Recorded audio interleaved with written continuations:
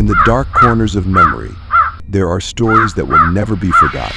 Horrifying pieces from the past that make people shudder every time they recall them. Strange noises, crazy eyes, and ghosts wandering around in the middle of the night all are signs of a mysterious presence that no one can explain. Let's enter the world of scary stories, where fear not only exists in the imagination, but also contains things that cannot be explained.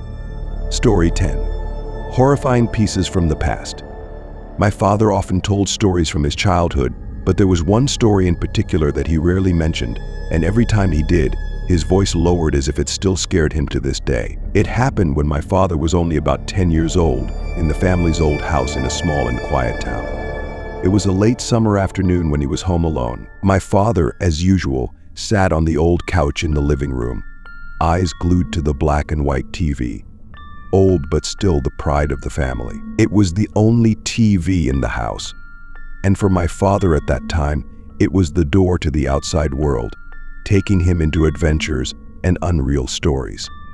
But that day, things did not go as usual. While he was intently watching a favorite program, the TV screen suddenly turned off, leaving a terrifying silence in the space. My father didn't pay much attention at that time, thinking it was just a small problem with the old TV. He stood up, walked over, and turned it back on. The screen lit up again, and he returned to his chair, but as soon as his back hit the cushion, the TV suddenly turned off again. Frustration began to creep into his head, but remaining calm, he stood up again and turned the TV back on. But then, this happened a third or fourth time. Every time he turned on the TV, it turned off as soon as he returned to his chair. By this time, the discomfort had turned into a vague feeling of anxiety. My dad started thinking that maybe the remote control was faulty or someone was playing a joke. He decided to find the remote to check, thinking it must have fallen somewhere near the couch. While searching, he walked behind the couch, a dark corner that no one usually paid attention to. When he bent down, his eyes suddenly met a figure hiding there. His heart seemed to stop beating for a moment. In a dark corner, there was a man. His hair was messy, dirty, and long, covering his entire face. But the most terrifying thing was not his hair, but his eyes, wild eyes, shining with madness and a strange, distorted smile on his lips. In his hand, the TV remote lay neatly, flashing a red light as if it were complicit in this horror. The man stared at my father, showing no signs of fear or embarrassment at being discovered. He simply smiled, a smile that made every hair on my father's body stand up. He didn't say anything, but the way he looked, the way he held the remote in his hand, said it all. It wasn't a joke, it was the presence of something dark and crazy.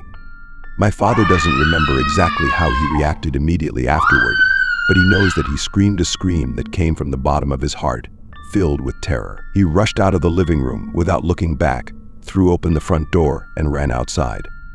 He kept running, shouting nonstop until he reached the neighbor's house. At that time, my father was like a lost child in a nightmare, unable to believe what had just happened in his own house. His neighbors, after hearing what happened, immediately called the police.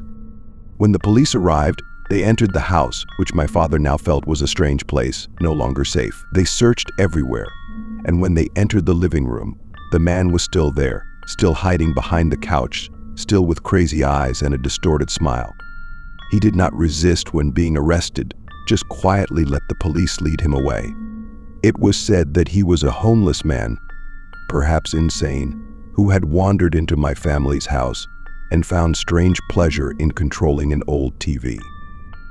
But no matter how reasonable the explanations were, my father still couldn't forget that man's eyes. He never admitted how scared he was, but I know that from then on, every time he turned on the TV, he always looked over his shoulder, checking every corner of the room before sitting down. And that story, every time I think about it, always makes me shudder, making me unable to help but wonder what would have happened if my father hadn't discovered that man sooner. That madness haunted him throughout the years that followed, like a ghost lurking in his own memories. Story 9. The Haunted House. One time, my friend told me about an incident that happened to her when she was a child, and when I think about it now, I can't help but shudder. At that time, she was about 8 or 9 years old, living with her mother, a strong but busy woman who always had to work late to take care of their lives. Usually my friend walks home from school every day, a familiar but long journey for a child. It was an autumn afternoon. The wind was cold and yellow leaves were falling on the sidewalk. My friend is used to coming home alone, putting the key in the lock, opening the door, and waiting for her mother to come home. But today something is different. When she arrived in front of the house, a strange feeling flashed through her mind, as if someone was watching her every step. But she shook that feeling away and reached into her bag for her keys. She raised her hand, preparing to insert the key into the lock when the door suddenly opened. Standing in front of her was her mother, wearing a bathrobe, her face a bit pale, clearly just getting up from illness. My friend's mother is usually a careful person and rarely takes time off work, but today she had to stay home because she had the flu. At first, my friend was surprised to see her mother come home early, but quickly felt more secure. However, that normal atmosphere quickly disappeared when she looked into her mother's eyes. Her mother stood still at the door, her eyes not looking at her daughter but fixed on the space behind her. There was a long, tense silence. Then her mother slowly, her voice trembling but serious, asked, "Who are you?" That question was like a knife cutting through the atmosphere, sending chills down my friend's spine. She turned her head, and there, not far away, stood a strange man, his eyes sparkling under the hood of his long coat. In that moment, my friend realized that he had been following her, quietly and discreetly like a ghost, from the moment she left school to her door. The man stood there, just a few steps away, but as soon as he notices the mother's presence, he immediately turned his back, walked quickly down the small road, and disappeared into the corner, as if he had never appeared. My friend still stood stunned, his trembling hand clutching the key, unable to speak. Her mother, despite being weak from illness, quickly pulled her into the house and locked the door. Mother and daughter sat down, hugging each other tightly in the dark living room, their hearts pounding in their chests. Neither of them could say a word. Her mother didn't need to be told that something terrible almost happened, but fortunately her illness that day kept her at home, perhaps saving her daughter from an unpredictable disaster. After that day, my friend never forgot the look in her mother's eyes at that moment, full of fear and caution, as if she had seen something most horrifying that no one ever expected to encounter. And the image of the man in the long coat, with a cold smile disappearing into the darkness of the road, still haunts her to this day. What if her mother wasn't home that day? It was a question with no answer, but it always made her shudder every time she thought about it. Story 8. The feeling of being watched. Jacob's childhood was marked by an undercurrent of tension, the kind that permeated the air in a house where darkness hung just below the surface. His mother is a troubled soul, plagued by addiction, while his father, flawed as he is by her side, driven by a combination of duty and love for his son. However, this special night would be seared into Jacob's memory with horrors that no child should ever have to endure. It was past midnight when Jacob and his father were suddenly awakened by a series of loud, disturbing noises. The sounds were sharp, almost frantic, like someone or something was desperately trying to escape or break in. They came from his mother's bedroom, where she was believed to be sleeping after another drug-induced coma. Jacob's father, a man who had learned to expect the worst but still hope for the best, jumped out of bed, his heart pounding in his chest. He ran quickly down the dark, narrow hallway, the wooden floor creaking under his weight. When he reached her door, he stopped only for a moment before banging on it. The noise suddenly stopped. After what seemed like an eternity, the door creaked open. There she was, standing in the dim light, confused and disoriented. She glared at him, her eyes dull but filled with exasperation, as if he had interrupted her from some important activity. "What the hell are you doing?" she hissed, her voice thick with sleep. His father, trying to keep his voice steady, asked about the noises, but she just stared blankly, too stunned to understand what he was saying. Her lack of reaction might have reassured her another night, but something wasn't right. The air in the room seems colder, the darkness longer. His father's eyes darted around the room, trying to piece together what had happened. Then he saw the window was wide open, letting in the cold night air, even though it had been closed tightly before they went to bed. The TV, an older, bulky model, had been moved across the room, screen facing the open window, still plugged in but flickering with static. Panic rose within him. This was not something his wife would have done, even at her worst. There was intentional wrongdoing at the scene. His father moved quickly, slamming the window and locking it, his mind racing. He grabbed a wooden stick, a makeshift weapon, and used it to block her door from closing from the outside. She protested weakly, but he couldn't reason with her. That night, he made her sleep in the living room, too worried to leave her alone in that room. Jacob had barely woken up when his father shook him around 5 a.m. The sky outside was still dark. The house was eerily silent, except for the vague sound of leaves rustling on the window. Jacob trudged into the kitchen, where his mother was sitting, looking strangely silent, looking up at the ceiling. A moment later, his father appeared, his face pale, his eyes wide open as if he had seen a ghost. He motioned for them to be quiet, placing his finger on his lips. Then they heard a slow, deliberate noise above them, like some heavy object being pulled across the roof. The sound moved from one end of the house to the other, methodical and unhurried, as if whatever was up there knew it was listening and was in no hurry to reveal itself. Jacob's father tightened his grip on the stick, his knuckles turned white, but he did not move. They just sat there, frozen in fear, listening to the mysterious footsteps until finally the sound stopped. As dawn began to break, Jacob's grandmother was called. She agreed to let them stay with her for a while without asking anything. They quickly packed up their things, preparing to leave the house that suddenly became strange and hostile. Before leaving, Jacob wandered into the living room, his eyes drawn to the doorway leading to an empty room at the end of the hallway. The door was slightly open. The room behind was in darkness. And then he saw a thin, pale finger grasping the edge of the door. That's not an ordinary finger. It was unusually long and spongy, the skin taut against the bones, but too soft, too pliable, as if it were not quite human. That scene made Jacob startle in horror. He shouted, pointing toward the door, and his father rushed in, picking him up in one swift motion. His mother panicked, following close behind as they ran from the house, running as if their lives depended on it.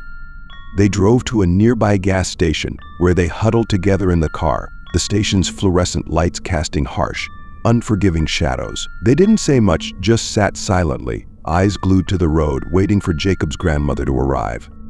When she finally parked her old truck, they pulled in without saying a word. Jacob tried to explain what he saw. The finger did not belong to any creature he knew, but his father just shook his head, his eyes distant, as if trying to convince himself that it was all one thing. Bad dream. A few days later, during the day, they returned home and carefully took their belongings. Nothing was stolen and the window in the empty room remained wide open, but they didn't linger. They took what they could and left for good, leaving behind the house and whatever lurked within its walls. To this day, Jacob's family has never mentioned that night. The house was eventually sold, but Jacob couldn't shake the memory of that finger, an escalating sense of dread that has haunted him ever since. There was something in that house, something that didn't want them there. And whatever it was, Jacob hoped to never see it again. Story 7. Strange Presence. When I was 13 years old, I had a bedroom that, if I had to use the word to describe it, secluded would be the perfect choice. My room is on a separate floor, completely separate from the rest of the house.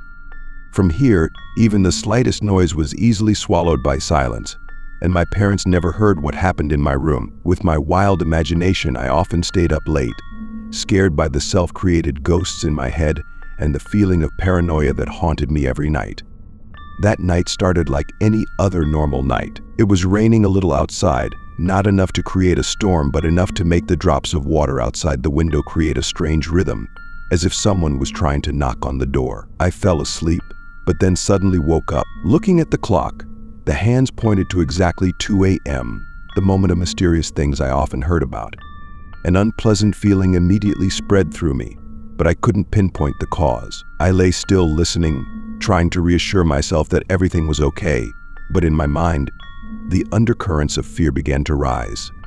Suddenly, from the corner of my eye, I saw a round black shadow right above the head of the bed, smashing into my vision like a ghost from another world. My heart started pounding in my chest, but then I realized it was just my hat. Remembering that I sometimes hung my hat on one of the wooden posts at the edge of the bed for easy access, I took a deep breath, tried to calm myself and go back to sleep. But my sleep didn't last long. About half an hour later, I woke up again, and this time the shadow at the edge of the bed startled me again. But like before, my brain started to clear up, and I remembered it was just a hat. I tried to fall asleep again, but this time sleep came to me more difficult. Then it happened again, maybe half an hour later the second time. I woke up, And once again, the shadow at the end of the bed made my heart beat fast, but this time I wasn't so easily fooled. I was thirsty and reached down to the edge of the bed to find a bottle of water, intending to take a sip to quench my thirst. But instead of finding a water bottle, I found my hat. At that moment, a cold feeling covered my entire body. The hat that should have been hung at the head of the bed was lying at my feet. I suddenly almost fell out of bed trying to turn on the light. The light flashed on, and as it hit my bed, I felt like my whole world had collapsed. There was a man's face, glaring eyes staring straight at me from the edge of the bed, just a few feet away from me. That face was filled with coldness, his dark eyes unblinking, as if he had been waiting for me to wake up all night. My heart seemed to stop beating, but I still managed to scream a high-pitched scream, the shrillest scream a boy could make in a panic. I jumped out of bed, running as fast as the wind, passing the man squatting on the edge of the bed. I felt like he was trying to grab me, but my adrenaline helped me get away from him. I rushed down the stairs, my heart racing, not daring to look back for fear that he was following me. When I arrived in front of my parents' room, I banged on the door like crazy, screaming for my dad in fear. My father, hearing my scream, immediately jumped up, took the baton he usually kept under the bed, and rushed after me to my room. But when we returned to my room, the man was gone. My room's window was wide open, the cold wind blew in, and apparently he jumped out. My father quickly closed the window, but we both knew that the man was very close, too close. That night, I couldn't sleep again. We left the house the next day, and from then on, I never dared to sleep alone in my room again. The cold feeling when I saw his face, the way my hat was moved without me noticing, all were imprinted deep in my mind, becoming an obsession that I had never seen before, can now be deleted. In Story 6. The Man Watching from Behind. When I was a child, every weekend my big group of friends would gather at my house. We enjoyed playing hunt, also known as hide and seek, a game we played all summer. Our play area is very large, including the front and back of the houses and the woods behind my house. We always had a strict rule: no going out the length of the backyard and no going deep into the woods. I always find a reliable way to hide and no one can find me. That night, the atmosphere was special. There were only 6 people in the group, including myself, Joe, and Rog. We quickly ran into the forest to find a hiding place. As usual, I ran to my usual hiding place, a rusty old barrel that had been thrown into the woods many years ago. Often flashlights from the search team would shine across the backyard and the light would create eerie shadows on the ground. But tonight, the surrounding atmosphere is very quiet, different from usual. As I hid behind the crate, I heard footsteps nearby, but didn't see a flashlight. I figured it might be my teammates, so I whispered Joe and Oggy's names, but there was no response. An uneasy feeling rose within me as I realized that something was wrong. Suddenly, a strange feeling of fear came over me, and then I felt like someone was rushing towards me, causing a gust of wind. I got up immediately and ran out of the woods, deciding to find a new hiding spot in the backyard. When I returned, I didn't see anyone coming out of the forest. My friends called my name from the front, including Joe and Rog, but there was no sign of them. The feeling of anxiety increased, and I decided to go ahead to see what was going on. When I arrived, I saw Joe's parents chatting with my parents, with all my friends standing around. My parents seemed relieved to see me, but I was completely confused. They told me that a police officer had just passed by and warned them about a serial rapist who had been discovered in the area. Police have advised all parents to keep children indoors and not go out. My parents started to panic when I explained what happened to me in the woods. They worry that maybe that dangerous person is nearby, and that makes them unable to calm down. They immediately called the police to report the situation and provide information about the incident. I don't know if that serial rapist was caught or not, but I really hope that he was. I tried not to think about what might happen if that person had caught me. The feeling of fear and the fear of what could happen stuck with me, and I felt lucky to have escaped that situation. Story 5. Terrifying sounds from an empty apartment. When I was about 12 or 13 years old, my mother's stepfather and our 2 dogs decided to take a weekend trip to the beach. We rented a small apartment away from the beach. The area behind the apartment was completely deserted and had no lights, creating a rather quiet atmosphere. After arriving, we packed up and went to dinner. Dinner ended quickly, and we returned to the apartment around 9 p.m. The apartment seems quite ordinary at first glance, with a simple and unassuming interior. After returning, we started to relax and watch TV. My mother and stepfather sat on the sofa, while the two dogs lay on a small bed made from the couch we had brought with us. With a king-size bed equipped for me, I felt very comfortable and relaxed. I spent some time playing games on my personal computer, even though I knew there was no internet connection here. As the night approached, I decided it was time to stop playing games and go to sleep. I lay down on the bed, feeling tired but also excited about the beach trip. The room lights were turned off, and the room became completely silent. But after just a few minutes, an extremely loud sound suddenly interrupted the silence of the room. This sound was not like the noise of the TV or the normal sounds I had heard in the apartment. It was a loud, prolonged, unpleasant noise, as if someone was deliberately making a loud noise. A feeling of fear rose within me. I knew for sure that it wasn't my mom, my stepdad, or the two dogs that made that sound because they were all quiet or sleeping. I got up from the bed, but the noise didn't stop. I felt my heart beat faster, each beat like an alarm bell in my chest. I decided I couldn't stay in this room any longer.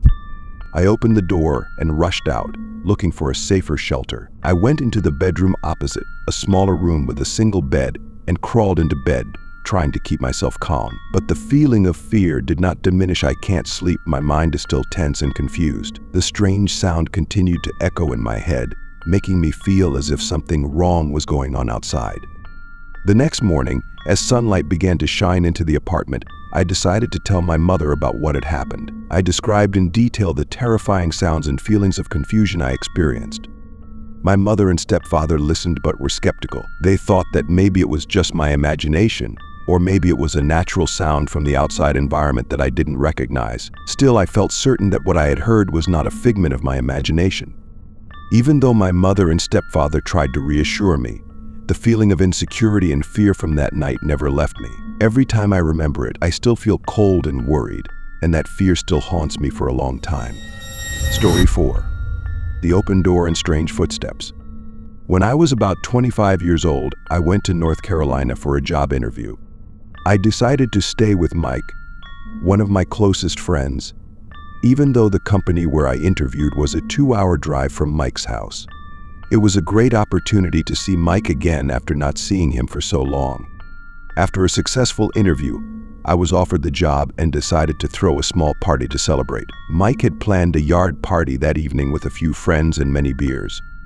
The party lasted until late and the guests gradually left. When night falls and everyone is gone, Mike doesn't pay much attention to who comes in and out of the house, because he's not the controlling type. Around 4 a.m. when the party ended and the house became quiet, I felt the need to go up to the bathroom. In a drunken state, I staggered up the stairs, my body tired and my mind not alert. In the bathroom, I rinsed the snake and soaked my face in hot water to try to wake myself up. As I stood up, I caught a glimpse of a furtive gaze through the slightly open door of the bathroom. A feeling of coldness and fear came immediately. A scream burst out of my mouth when I recognized that mysterious presence. The shadow seemed to disappear as soon as I fell to the bathroom floor, bewildered and confused. I stumbled out of the bathroom, my hands shaking, and called Mike's name in vain. The sound of him answering came from downstairs in the kitchen, but that couldn't have been because I didn't hear his footsteps on the stairs. I feel like I'm lost in a nightmare.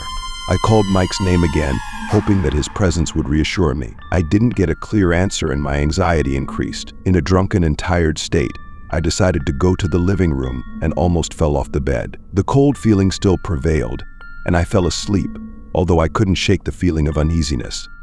When I woke up, it was not yet dawn and I felt an unbearable headache. The room was cold, my feet were hanging over the edge of the bed, and I immediately felt a cold feeling like something was clinging to my feet, gently stroking it. A hoarse voice whispered in my ear, with vague words, "Can you help me?" Extreme fear overtook me, and I jumped up screaming and rushed out of bed, lacking the strength to keep calm. When I met Mike at the top of the stairs, I felt some comfort. I called the police immediately, and they arrived shortly after. Upon investigation, they discovered that the intruder was a woman in her 40s, suffering from severe addiction. She admitted that she simply walked into Mike's house and hid in the closet. The eyes I saw through the bathroom door were hers, silently observing me. After that terrible night, I will never forget the feeling of cold and fear. I always make sure my feet are covered thoroughly with bed sheets every time I sleep. The memories of that intrusion still haunt me, making it impossible for me to find peace in my sleep, and the worry about my safety in seemingly safe places still haunts me. Story 3. Footprints in the snow. Winter had blanketed South Lake Tahoe with a blanket of snow, and a few friends and I were enjoying a ski vacation at a luxury cabin. The large and cozy house was where we chose to stay during the cold nights of the blizzard. On the third night of the trip, when a snowstorm had covered everything in cold silence, I woke up in the middle of the night to get a glass of water. As I walked through the cabin to the kitchen, I heard repeated knocks on the door, each stronger and more frantic than the last. The knock on the door rang out in the dark and quiet night, making me feel scared. I wondered if someone was knocking on the door, or if it was just my imagination. At first, I thought maybe someone was trying to get in to escape the inclement weather. But when I remembered my car parked right outside, I worried that maybe someone had discovered we were here and needed help. I decided to open the door, but my heart was still filled with anxiety and worry. I tiptoed closer to the door, and the knocking sounded again, this time clearer and more intense. I asked, "Is there someone?" but did not receive an answer. I asked again, this time louder, but only received silence. After there was no more knocking on the door, my curiosity and obsession with the person in need of help made me decide to open the door. I opened the door a crack, with the chain lock still on, in case someone was standing outside. When I unlocked and opened the door completely, I saw footprints in the snow leading outside the cabin. The fragile and winding footprints made me feel confused. Feelings of guilt and anxiety welled up in me. Maybe someone really needs help. I quickly put on my shoes and coat and walked out into the snowstorm to follow those footsteps. My footsteps in the snow led me away from the house, to the edge of the compound before stopping suddenly. The footprints ended completely with no sign that the person had moved on.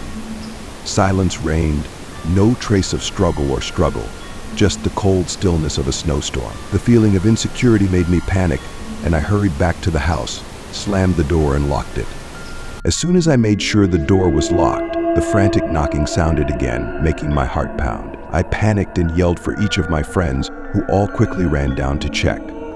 When we opened the door, there was no one outside, and the footprints were completely covered by fresh snow. There was no trace of anyone or anything that could explain what had happened. I couldn't prove to my friends what happened. Even though they didn't seem to believe me, I didn't blame them, because I almost didn't believe what I had experienced myself. Memories of that night still frighten me, and the feeling of mystery and terror still haunts me today. Story 2. Crazy Eyes. We left town to attend a party and decided to stay at a family friend's vacation home about an hour south of the party. It was winter, and the whole area was deserted, just us and the overwhelming cold. When we arrived mid-afternoon, there were hardly any cars at the resort. Everything was quiet, as if it had been forgotten in a snowstorm. Before leaving the house to go to the party, I stood in front of the iron gate of the house, hesitant. I had trouble opening the gate when we arrived, and didn't want any trouble if we returned late at night. Although I was a little hesitant, I still decided to close the gate to ensure the safety of the house, even though I knew this might make it difficult for me to open the gate when I returned.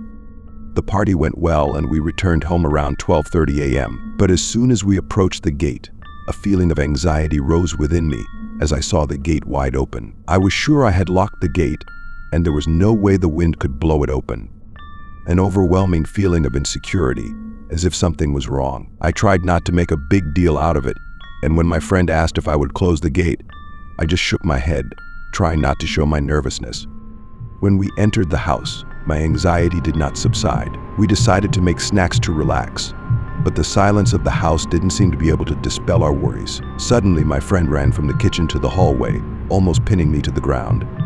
She shouted that she had heard footsteps outside, heavy and threatening footsteps. We both stood dumbfounded, feeling like the entire space around us had become quiet and gloomy. We had no cell signal and no one around. The feeling of loneliness and fear increased as we listened to footsteps outside and a knock on the back door being yanked. Those sounds echoed in our heads like a deadly warning. We decided to leave here immediately. Both of us, hands shaking, packed our things and prepared to go to the car. As we were moving towards the front door, a strange sound started coming from the backyard. It was the scream of hundreds of birds, as if there was a huge flock of birds screaming in madness. My heart was pounding and I felt like a million eyes were watching our every move. We rushed outside, jumped in the car and tried to start the engine. The car seemed to refuse to start immediately, adding to the fear.